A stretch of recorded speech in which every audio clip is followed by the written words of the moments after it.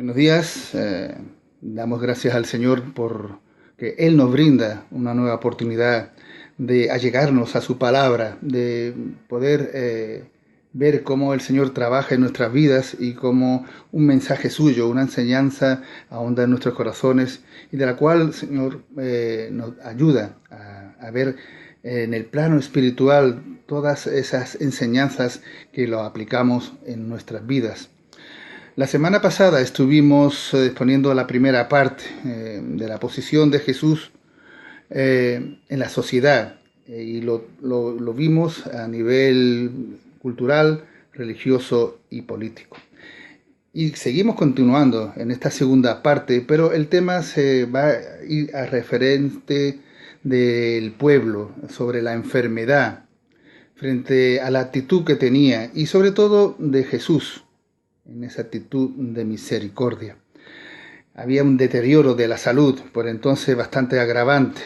Así que entre las muchas enfermedades había una necesidad, como era la sanidad. Había muchos enfermos en el plano físico, como eran los ciegos, los paralíticos, los leprosos. Y también en el plano de liberación, el plano espiritual, que estaban también a través de los espíritus inmundos. Y también, aparte de ello, estaba también en el plano de la provisión, aquel milagro extraordinario en el cual Jesús sustentó a unas 5.000 personas. Un hecho sobrenatural muy notorio. En todos estos aspectos descritos, Jesús se mostró misericordioso para ayudar y socorrer a los enfermos y a los pobres que sufrían las consecuencias de sus dolencias. El maestro, de alguna forma, dio ejemplo enseñando una parábola que se identificaba la situación que estaban pasando, que era el buen samaritano, y eso lo podemos ver en el Evangelio de San Lucas, en el capítulo 10, y los versículos que van del 25 al 37. Lo que Jesús practicó fue para concienciar a todos de que necesitaban solidarizarse con el desvalido. Su actuación por medio de su poder y de autoridad para sanar, de alguna forma, llegó a liberar ante los ojos de todos los doctores de la ley, los llamados los escribas y fariseos, que a pesar de ver las observancias de las señales, se preocuparon de desprestigiar al maestro con blasfemias. Ante estas llamativas acciones se comenzó a mover los intereses de aquellos que veían peligrar sus posiciones de privilegio, y ello catapultó a que se creara una trama, un complot, que ponía en serio peligro la vida de Jesús. La imagen que se había formado en torno a la figura del maestro provocaba cierto malestar, odio y rechazo, animadversión en sus detractores. Jesús estaba en el punto de mira y el acoso y la persecución se pusieron en marcha. Sin embargo, Jesús, que seguía en su ministerio público, llegándose a las personas, conseguía cada vez más con los milagros proyectar sus ideas y propuestas, que el pueblo se uniese y se reuniese a su alrededor. Todo lo que estaba aconteciendo no era una buena noticia para un grupo que siempre estuvo en la palestra y que veía que el control que ellos tenían se estaba perdiendo en favor de Jesús. El pueblo se dividía y eso se dejaba notar en clara desventaja para ellos. Los opositores no querían compartir esos negocios con Jesús. El carisma de Jesús, con la sabiduría de Dios, sus elegantes discursos y su impecable estilo, con sus enseñanzas lanzaban un reto difícil de contrarrestar.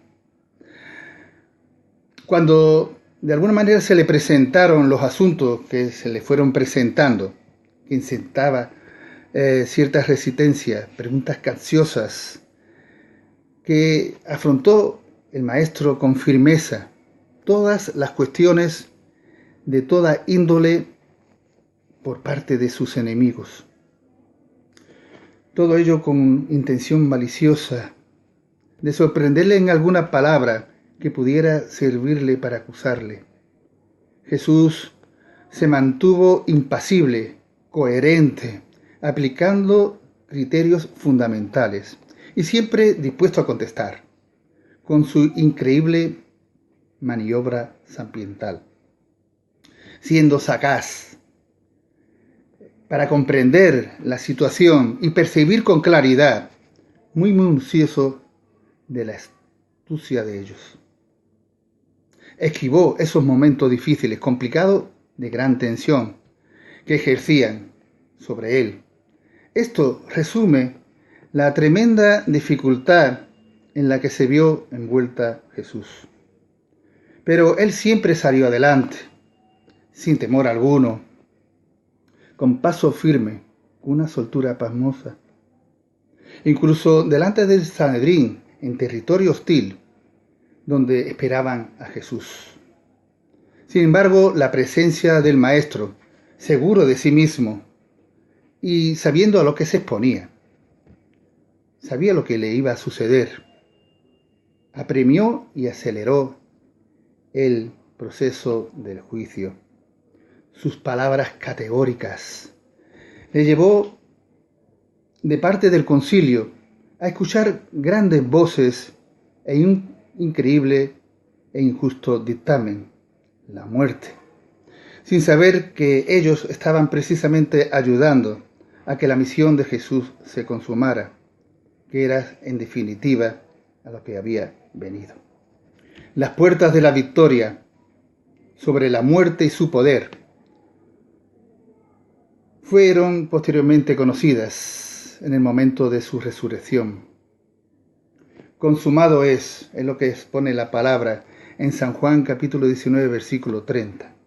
Fueron las últimas palabras de Jesús en la vida, en la cruz. Paz a vosotros. En San Lucas 24, 36 fue la declaración de Cristo después de volver a la vida. Jesús es la esperanza de vida, de gloria, que toda la humanidad debe esperar, porque no hay otro camino que Dios mismo dio a entender y conocer, que solo Jesús salva y que desea que le conozcamos. Pero ahora vamos a ver la naturaleza del pecado y la aplicación del mensaje de amor.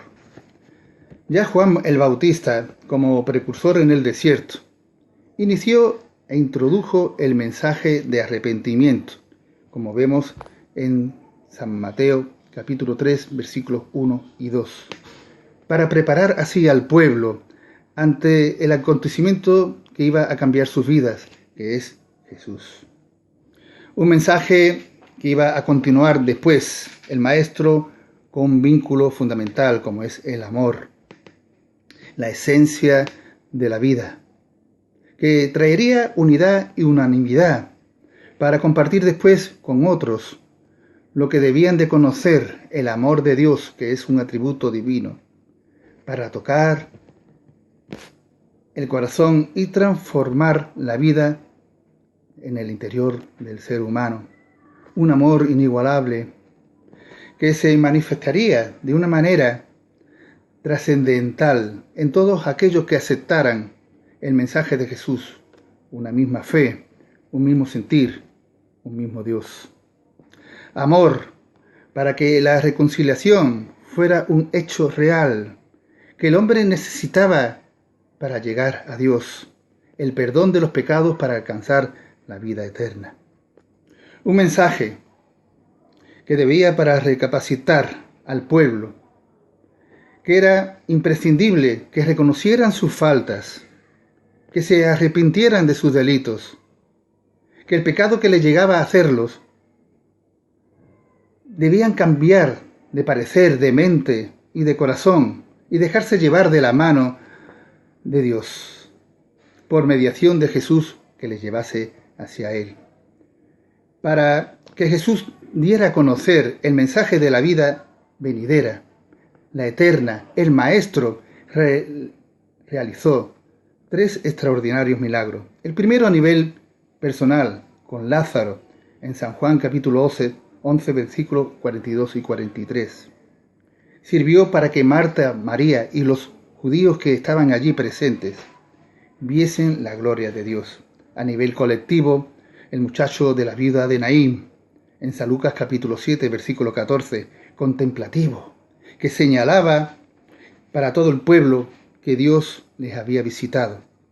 Y tercero, a nivel mundial, Jesús, su resurrección, para mostrar a la humanidad la salvación, dando así cumplimiento de sus palabras cuando dijo: yo soy la resurrección y la vida, expuesto en San Juan capítulo 11, versículo 25. Jesús transmitió un mensaje de esperanza, a manifestar que todo aquel que cree en Él tiene la vida eterna, y aún los que dejaron de existir, como se pone en San Juan capítulo 11, versículos del 25 y 26, para experimentar la verdadera vida, que necesitaban y que nunca dejaron de buscar, y que lo tenían ante ellos, Cristo. Allá en el Calvario, en aquel lugar, en la cruz, extendió sus manos, ocupó el lugar que a todos nos correspondía estar. Por nuestra culpabilidad, cargó nuestros pecados. Para liberarnos del pecado, del juicio y de la condenación, recibimos sanidad siendo justificados por su sangre, para que todos tengan vía libre a la entrada del Padre. Un sacrificio único, que marca un antes y después, que cambió la historia del hombre. Todos pueden ser partícipes de su gloria. Todos son llamados a la salvación, un don gratuito de Dios. Y que han de saber, todos sin excepción alguna, que tendrán luego que rendir cuentas. ¿Con qué nos presentaremos ante el Señor si descuidamos una salvación tan grande? La vida y la muerte, el bien y el mal, la salvación y la perdición están en las manos de los hombres. Deberá decidir qué camino quiere seguir, continuar en la misma situación o, por contrario, cambiar de rumbo.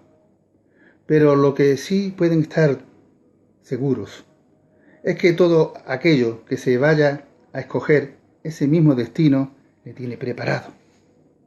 Bueno es pararse a pensar y reflexionar seriamente y evaluar la trayectoria que se está llevando y buscar lo que es realmente y desea, de verdad, solo puntualizar que después que Jesús nos mostrara la realidad en la que estamos expuestos, bueno sería tener una consideración y valorar todas las palabras de Jesús, como Él vivió, constante y persistente en obediencia y fidelidad a su Padre, su comportamiento, sus enseñanzas, y dar una respuesta convincente, dar valor a la vida, y no dejarse llevar por la situación que está sucediendo.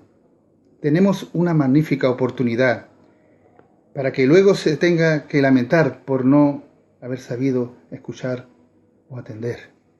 Aquel rico que durante su vida estuvo viviendo en la vanagloria de la vida, en su actitud de engreimiento, por sus posiciones materiales, se vio después en el lugar de tormento, hallándose en sufrimiento, como pone en San Lucas capítulo 16, versículo 24, porque no aprovechó la oportunidad que tuvo perdiéndose en sus deleites. Lo que Jesús ofrece y promete es una liberación total, la resurrección, la salvación, una vida de eternidad, juntamente con Él en su luz y la presencia de Dios. Una nueva orden de vida, plena y abundante espiritual, la vida eterna. Muchos mejor de lo que podríamos imaginar para todos, que nos recuerda este concepto, que lo vamos a ver en 1 Corintios capítulo 2, versículo 9.